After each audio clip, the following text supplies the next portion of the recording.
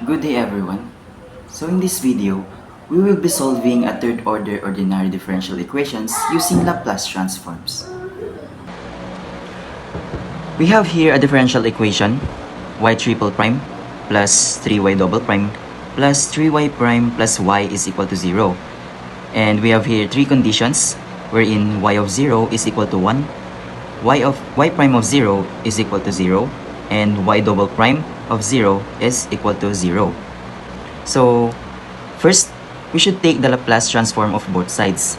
So, Laplace of y triple prime plus 3y double prime plus 3y prime plus y is equal to the Laplace of 0. And so we should take note that since y is equal to y of t, you have the Laplace of y of t is equal to y of s. Thus,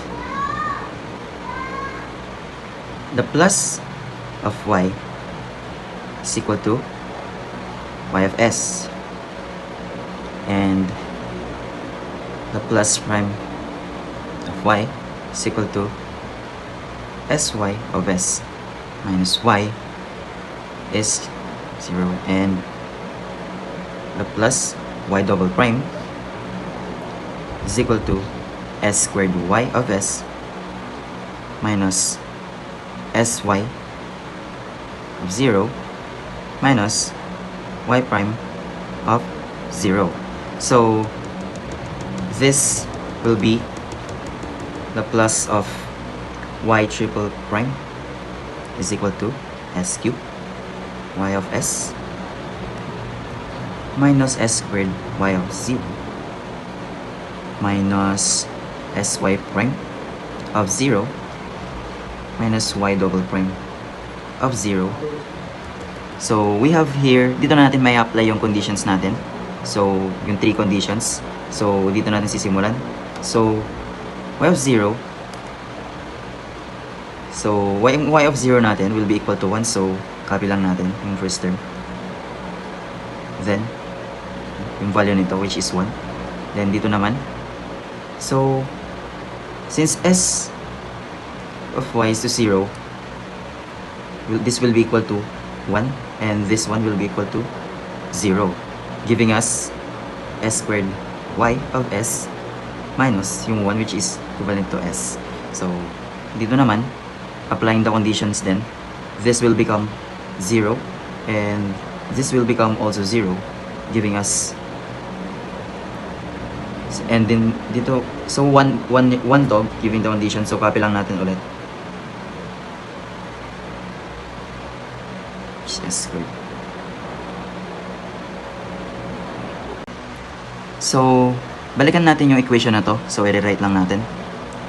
Laplace of y triple prime plus 3y double prime plus 3y prime plus y is equal to the plus of 0. So, magsasubstitute na tayo wherein isa-substitute natin dito sa equation na to yung nakuha nating value ng y prime natin, y double prime, and y triple prime. So, substitute lang natin yung tatlong values na to. So, s y minus s squared plus 3 s squared y of s minus s plus 3 s y of s minus 1 plus y of s is equal to 0. So, since yung 3, meron tayong 3 dito sa labas, so need natin i-substitute. Distribute natin siya. So, squared y of s minus s squared plus 3s squared y of s minus 3s plus 3s y of s minus 3 plus 5s is equal to 0. So, after nyan, so titingnan natin kung ano dito yung like, kung meron ba tayong like terms, tsaka kung meron, gugroup natin siya. So, s cube y of s plus 3s squared y of s plus 3s y of s plus s minus s squared minus 3s minus 3 is equal to 0. So, need nating i-factor out yung negative value. So, write lang ulit natin. Squared plus 3s squared plus 3s plus 1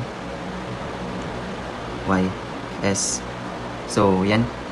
Minus. So, magiging plus na yung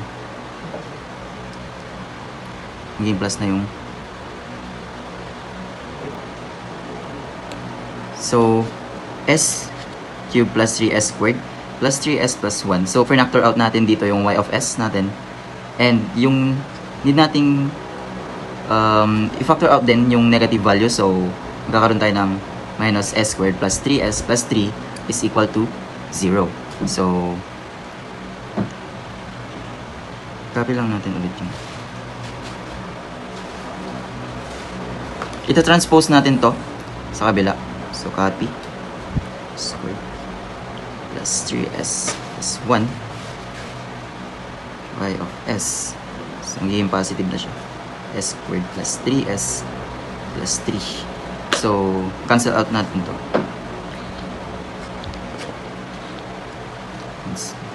So, 3s squared plus 3s plus 1 3s squared plus 3s plus 1. So, cancel na to. So, makukuha na natin yung value ng y of s natin, which is s squared plus 3s plus 3 all over s cube plus 3s squared plus 3s plus 1. So, ito na yung naging given value ng y of s natin. And so, we all know that this one is the same as s plus 1 cube. So, write lang natin s squared plus 3s plus 3 all over yun, s plus 1 cube. So, dito, need na natin gawin is magpa-partial fractions decomposition tayo. So, partial fraction composition. So, y of s is equal now to a over s plus 1 plus b all over s plus 1 squared plus c all over s plus 1 cube. And so, dito, y of s natin, need natin equate both values ng y of s. So, s squared plus 3s plus 3 all over s plus 1 cube. Yan. And a all over s plus 1 plus b all over s plus 1 squared plus c all over s plus 1 cube. So, para ma-cancel out natin yung denominator nito, need natin siyang i-times itself. So, cancel lang natin to. So, ta-times natin siya. So, this will give us the values ng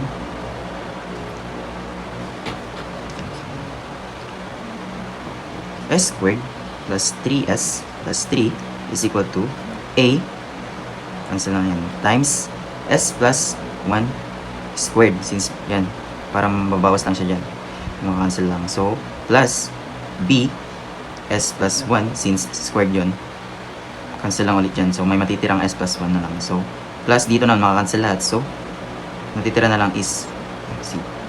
So, simplifying further,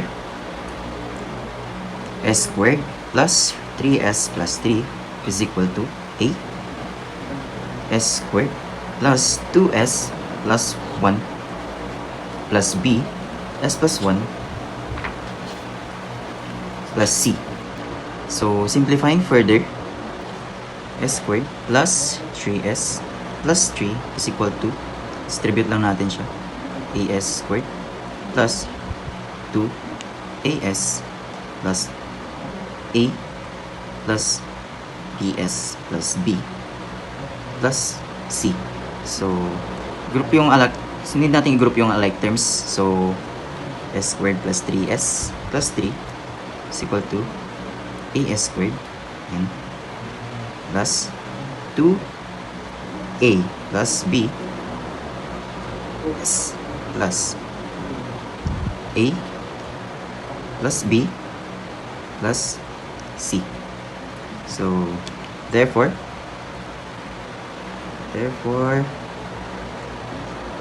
s squared is equal to as squared. S squared. So, cancel to. So, a natin will be equal to 1. And then, value of 3s is equal to 2a plus b s. So, 3s, since meron na tayong value ng a, substitute lang natin yung value ng a natin. So, 1 plus b s. So, cancel lang natin yung s doon. So, copy lang natin yan. 2 plus b s. Cancel lang natin dito yung s, both sides. So, 3 will be equal to 2 plus b. Transpose lang natin sa kabila. So, negative 2 is equal to b. So, yung b natin will be equal to 1. So, next is 3 is equal to a plus b plus c, yung next term natin. So, substitute lang natin ulit yung value na nakuha natin sa mga nauna. So, 1, a is equal to 1 plus b will be equal to 1 then plus c. So, 3, substitute, i-transpose lang ulit natin. So, 2 is equal to c. And our value for c is equal to 1. Thus, will give us y of s, the value of y of s is equal to 1, which is yung a natin, all over s plus 1 plus 1, which is yung value rin ng b natin, s plus 1 squared plus yung value nating c, which is 1 lang din, all over s plus 1 cube. So, ito na yung value na nakuha natin kanina after natin mag-partial fraction decomposition. And ngayon, kailangan naman natin gawin is mag-i-inverse Laplace transform tayo. So, y of s is equal to the inverse Laplace of, copy na lang yung values na nakuha natin kanina, s plus 1 plus 1 or s plus 1 squared plus 1 all over s plus 1 cube. So, need lang natin i-distribute yung inverse Laplace natin sa bawat term. So, y of s is equal to inverse Laplace of 1 all over s plus 1 plus inverse Laplace ng 1 all over s plus 1 squared plus the inverse Laplace ng 1 all over s plus 1 cube. And so, after natin ma-distribute, so kukunin lang natin yung inverse Laplace niya. So, y, so magiging of t na siya, is equal to, ang inverse Laplace ng 1 over s plus 1 is e raised to negative t. Plus, ang inverse Laplace naman ng 1 all over s plus 1 squared is t, e raised to negative t. And ang inverse Laplace naman ng 1 all over s plus 1 cube is t squared all over 2 e raised to negative t. So, simplify. Pwede pa natin siyang i-simplify pero okay na rin itong maging sagot. Pero pag gusto nyo pa siyang i-simplify, pwede pa siyang i-simplify into y of t is equal to, since pare-pareho yung term na merong e raised to negative t, factor out na natin siya. E raised to negative t will be 1 plus t plus t squared all over 2. So, okay na siya. Pero, pwede pa natin ulit siyang i-simplify kung gusto nyo. Pwede rin siyang maging same lang siya as e raised to negative t 2 plus 2t plus t squared over 2. Yan na yung ating magiging final answer. Though okay na tong dalawang to, pag nag-arrive ka na dyan. Pero ito yung pinaka-simplified na answer. So,